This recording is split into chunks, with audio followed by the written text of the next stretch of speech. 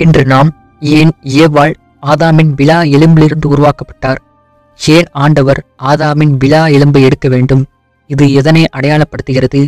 எப்படி ஆதாம் தான் அயர்ந்த நித்திரையில் இருந்தபோதும் அவனிடத்திலிருந்து ஏவாள் வந்தாள் என்பதை அறிந்தான்? போன்ற பல கேள்விகளுக்கு மருத்துவ ரீதியான ஆதாரங்களையும் ஆராய்ச்சி குறிப்புகளையும் பார்ப்போம். நம் ஆதியாகமத்தில் தேவனுடைய சிருஷ்டிப்பை பற்றி பார்க்கிறோம். அவற்றுள் 6ஆம் நாளிலே கர்த்தர் மனிதனை உண்டாக்கினார். அவர்களை ஆணும் பெண்ணுமாக உண்டாக்கினார். ஆனால் மண்ணினாலே முதலில் கர்த்தர் ஆதாமை உண்டாக்கி அவனை ஏதேன் தோட்டத்தில் வைத்தார்.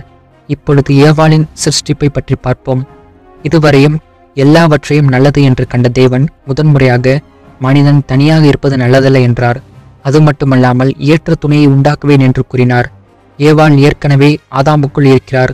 காரணம், மனிதனை படைக்கும் பொழுது அவனை ஆணும் பெண்ணுமாக படைத்தார் என்று ஆதியாகமம் 1:27 காண்கிறோம். கர்த்தர் ஏவாளை உண்டாக்க திரும்பவும் மண்ணை பயன்படுத்தவில்லை. இம்முறை தான் படைத்த மனிதனை பயன்படுத்தினார். ஆதியாகமம் 2ஆம் அதிகாரம் 21வது வசனத்தில் பார்க்கிறோம். அப்பொழுது தேவனாகிய கர்த்தர் ஆதாமுக்கு அயர்ந்த நித்திரை வரப்பண்ணினார். அவன் நித்திரை அடைந்தான். அவர் அவன் விலா எலும்புகளில் ஒன்றை எடுத்து அந்த இடத்தை சதையினால் அடைத்தார். பின்பு தேவன் அவர் எடுத்த விலா எலும்பை மனுஷியாக உருவாக்கினார் என்று வாசிக்கிறோம். ஏன் தேவன் விலா எலும்பை பயன்படுத்தினார் தெரியுமா? இதற்கு 2 காரணங்கள் உண்டு. முதலாவதாக, விலா எலும்பு மனிதன் உடலில் மையத்தில் உள்ளது. எனவேதான் ஏவாள் ஆதாம் வாழ்க்கையில் முக்கியமாக பங்காற்றப் போகிறார் என்பதற்கு அடையாளமாக காட்டப்படுகிறது. இரண்டாவதாக, இந்த எலும்புகளுக்குள் தான் உயிர் அணுக்களை உருவாக்கும் மஜ்ஜைகள் இருக்கிறது.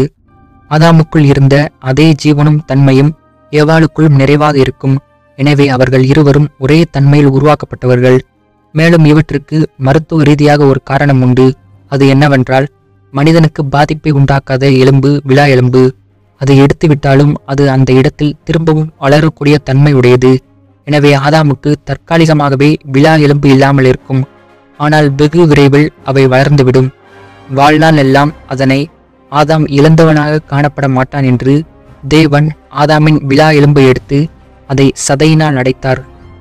இப்பொழுது ஏவாள் தன்னிடத்தில் இருந்துதான் உருவாக்கப்பட்டாள் என்பதை தன் அயர்ந்த நித்திரையில் இருக்கும் பொழுதும் ஆதாம் எப்படி அறிந்தான் என்று பார்ப்போம். உலகின் முதல் அறுவை சிகிச்சை ஆதாமுக்கு தேவனால் செய்யப்பட்டது. ஆழ்ந்த தூக்கத்தில் மனிதனுக்கு வழி தெரியாது என்பதை இந்த வேத பகுதியில் தெளிவாக கொடுக்கப்பட்டுள்ளது. இங்கே ஆதாம் மிருகங்களுக்கு பெயர் வைத்த களைப்பில் தூங்கவில்லை. இந்த நித்திரை தேவனால் உண்டாக்கப்பட்ட இயற்கைக்கு அப்பாற்பட்ட ஒன்றாகும்.